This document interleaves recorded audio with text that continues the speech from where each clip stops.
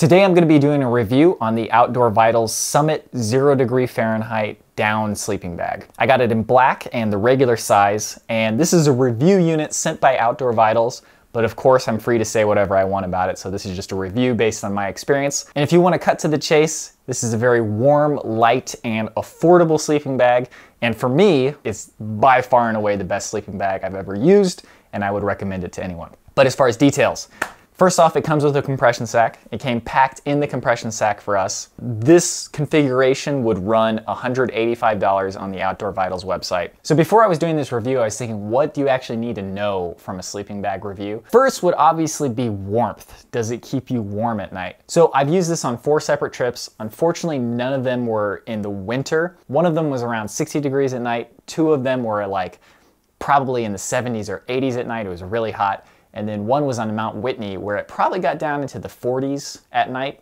But fortunately, there was an extreme cold snap here, and I was able to test it at -7 degrees Fahrenheit. I wasn't able to test it in like the 10-degree range where you would more normally use this, but when I first went to sleep, it was around -2. What's the current temperature? It's -2 degrees outside. I had an inflatable sleeping mat like I always use. There's a bunch of snow on the ground, but I'm using a sleeping mat, so hopefully that'll give me some insulation from it. For the first 4 hours or so that I went to sleep, I was doing just fine. It's actually remarkably warm inside this sleeping bag. I am impressed.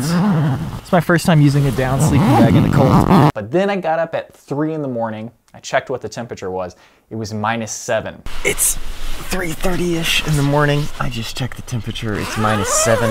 It was definitely still survivable, but at that temperature, the comfort is kind of like out of the window, and it's just making it through the night at that point. Now, if I were out camping, I could survive and go the rest of the night, but I just cannot convince my body to not go inside where it's warm. And it's time to go into my warm bed. But I felt like I had a good enough idea at that point that yes, this bag will keep you alive at -7. No, you will not be comfortable, but you will be alive. At 0 degrees, I would imagine you'd be totally fine because when I first went to sleep, it was -2 and I actually felt warm. Also, I am somebody who gets really cold at night all the time. In fact, my previous bag was a 6-pound synthetic bag that was rated for 15 degrees. When I first got it, it had great insulation and it was really warm, but then just like every year it seemed to get colder and colder.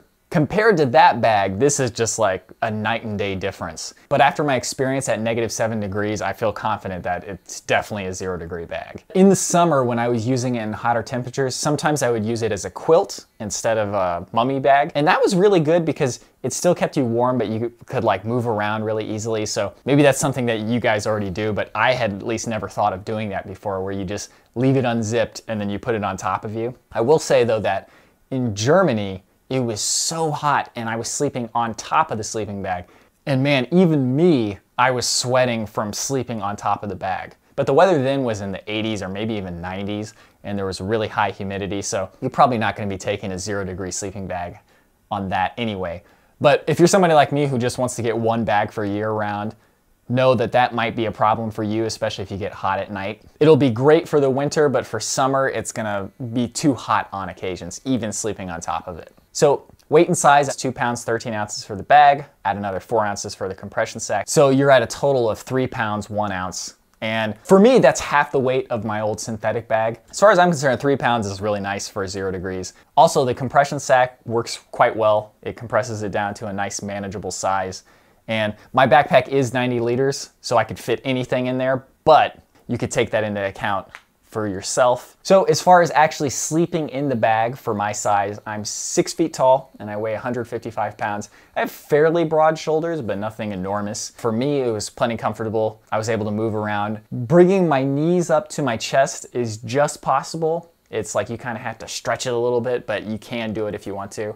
And when I was sleeping outside in -7, I was definitely curled up into a ball. So in case there's times where you need to do that, you could do that. The build quality seems quite good for my usage. The material on the outside seems a little bit fragile, but I've not had any tears or rips or anything. And even when the fabric gets caught in the zipper, even though it kind of feels like you might break it, I've pulled it out many times and it's been fine. I should note here though that they do have a lifetime warranty. I've obviously never had to use it because this hasn't broken, but knowing that you've got that lifetime warranty seems like a good safety net if anything does break. As far as like down coming out of the bag, I've not had any problems with that. There's been times where like a couple of feathers comes out, or like you can see one poking through, but nothing like that would be a cause for concern or think that it's just gonna be shedding constantly. Okay, and then so finally price, I think I mentioned it earlier, but this is $185. For me, warmth at night is the most important thing. When I was first considering switching from my synthetic bag,